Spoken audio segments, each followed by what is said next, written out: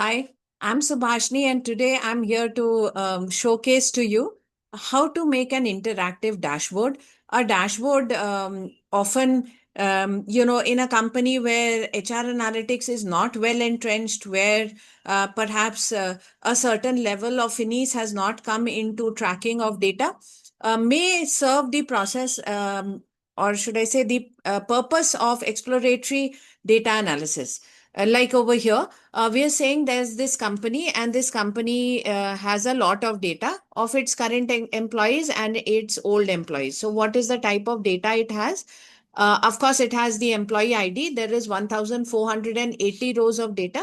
There's employee ID, and which with which the data is linked. And you have data across lots and lots of functions within human resources. Of course, you have data about the employee, their age group, are they currently with the company or not? Did they travel for business? What was their daily rate? What education field they came from?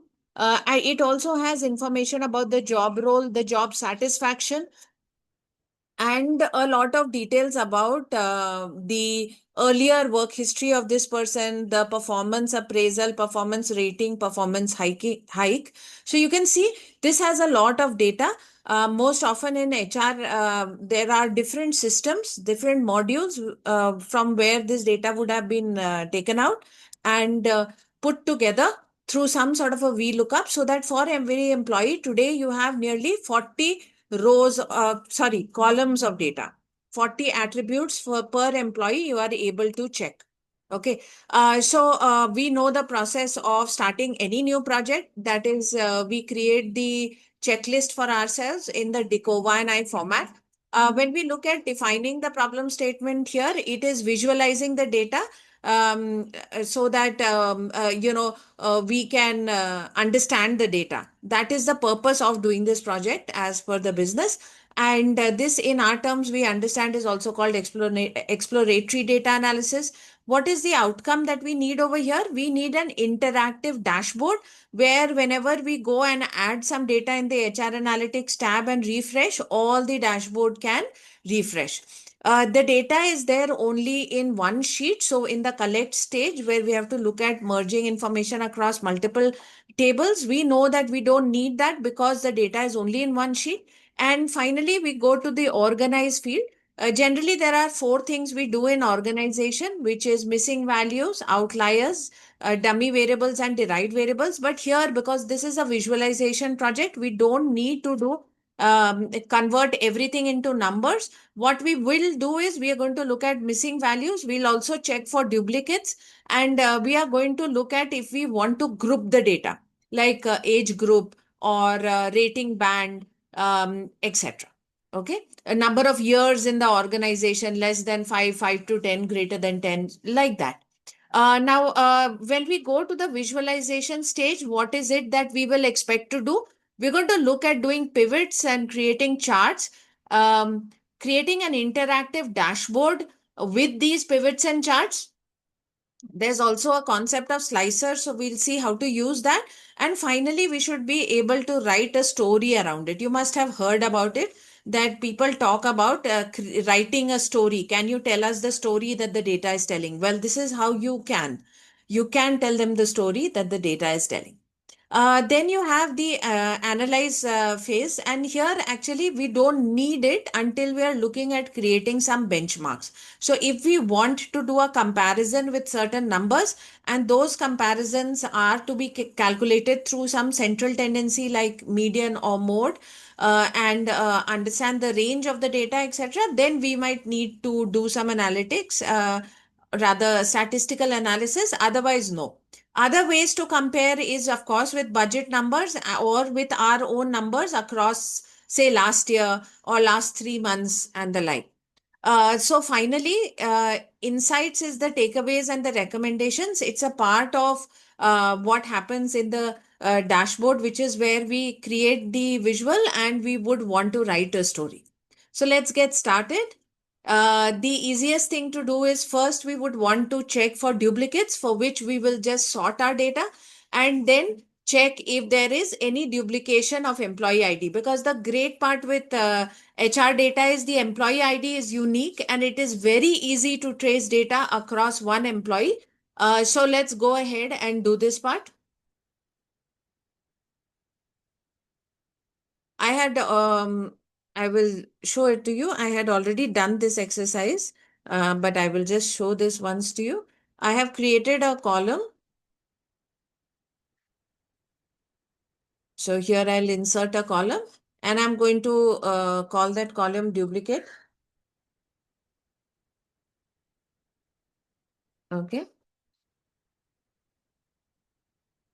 And what I really want to do is to sort the data on employee ID. Always while sorting, do remember to sort the full data, not one column of data. Otherwise, you're going to end up with data which doesn't match each other. So I'm going to sort it alphabetically. And then I'm going to run a formula so that I can understand if the numbers or the employee IDs like here in A2 is the same as A3, A3 is same as A4. If it is, it should tell me true, else it should tell me false. So what do? I say is equal to, and then just link these two. Um, and it's telling me the first is false. So I've run it for everything. You can see it here, 1480. And what I would want to do is to first just check, are there any trues at all? So yes, you can see there are trues over here. Now, one of the things that we want to understand is that these trues that are there, um, are they just duplication of data or is there some difference in the two rows of data that is? So let's just go here. Okay. I will copy paste special so that the formula goes away and then just look for true. So here you go. These are the two numbers. Let's just see, is there any difference between the data? You can see a cursory glance will show you that there is no difference. So all the true duplicate true columns, rows, I can just delete them. Okay. So let's go ahead and do it. I'll sort it on the duplicates and then delete them.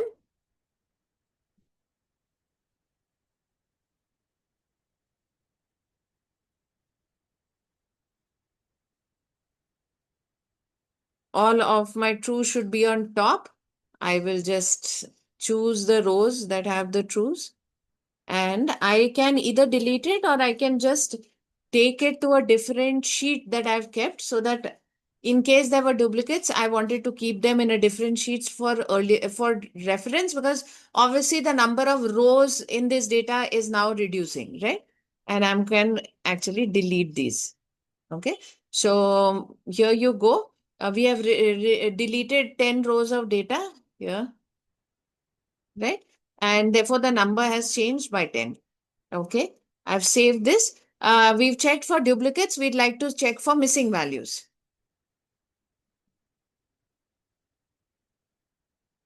So there is, of course, this way of writing a formula. So I can write is equal to count blank. That is the count of blanks. And then I can choose.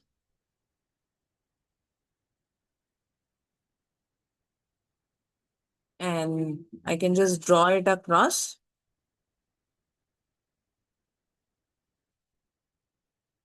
Here you go. And when I look at it, there are no blanks, right? It's showing us 0, except this factor, which is years with current manager. Okay. We don't know why it's blank over here. Maybe they don't have information or they are there's some record keeping issue, but here is one column in which there is 57 blanks. So maybe one of the things we want to do is not to use this column in our analysis. Okay. So there is no other blanks that we can see. We'll just put this information into our summary.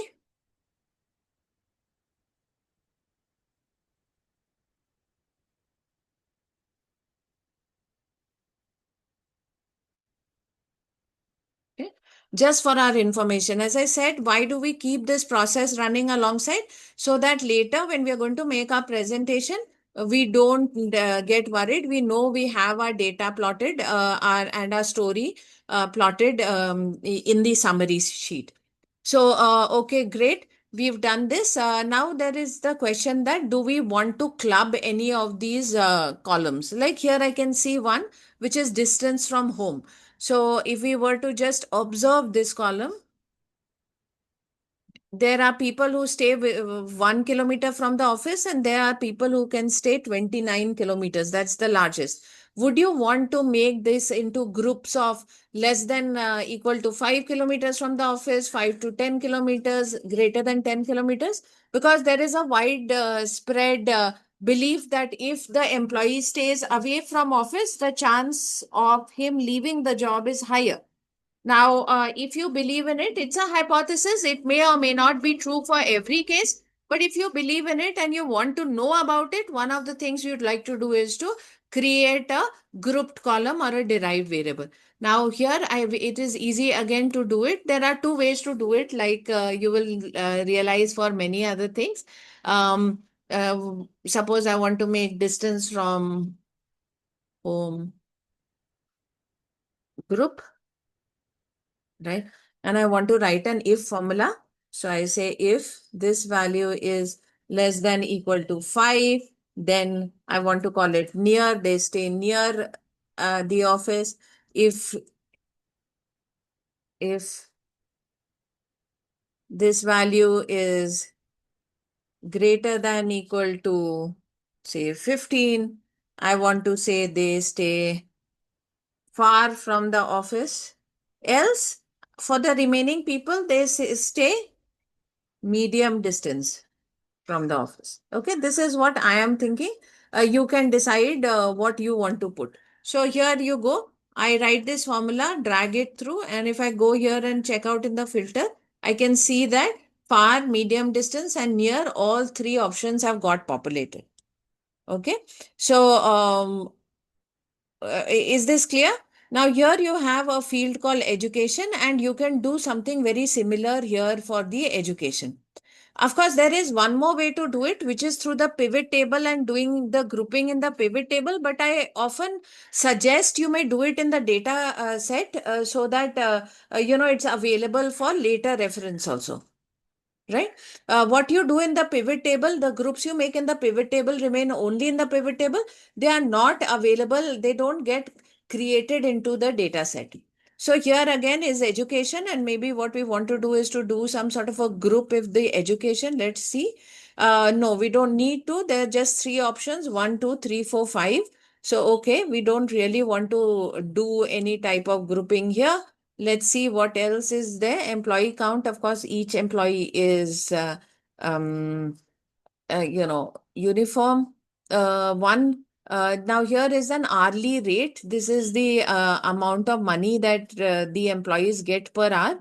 And here again, we should see if there is a wide discrimination. Yes, there are people who can earn something as little as 30 rupees, and the maximum is 100 rupees. So let's go ahead and club it, saying less than 50 and greater than 50, or we can say less than 50, 50 to 75, or greater than 75. Would we want to do that?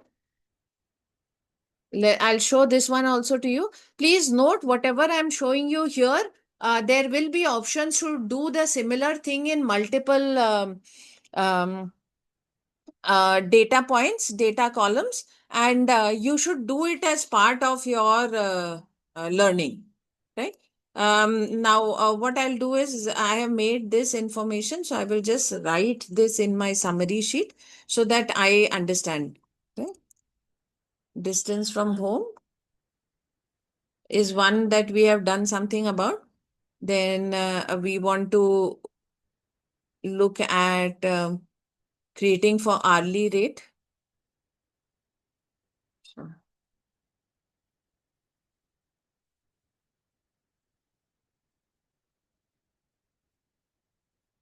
And we want to say is equals to if the hourly rate is less than equal to 50, then less than or up to 50 we can write. If it is greater than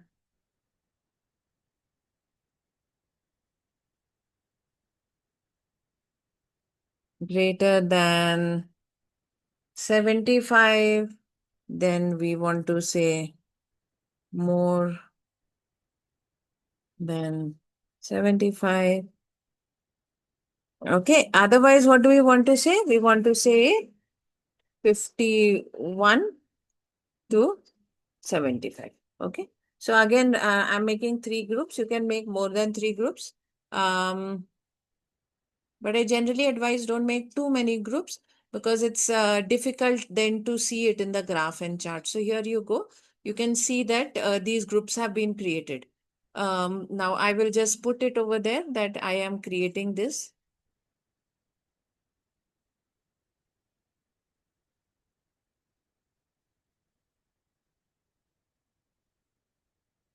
Okay.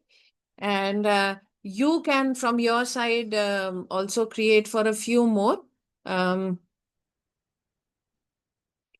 Which are the things you might want to do? Here you can see that monthly income and the salary slab is already grouped. You can maybe want to do it for number of companies worked with. You have people who have worked with 0 to 9. You can maybe do less than 2, 2 to 7, and greater than 7. You might also do some sort of a grouping of percentage hike. Okay, because the people who got less than 20% hike versus the ones who got greater than 20% hike, you can do a comparison to understand.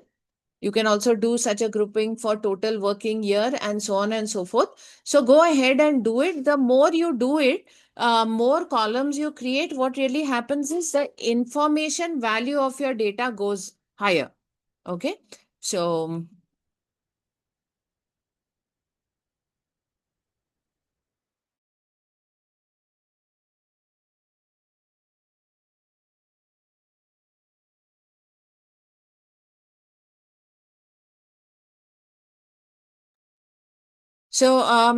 what is the next stage? What do you think we have to do next? We go back to the summary and we can see we have to do the pivots, charts, dashboard, and the insights and story.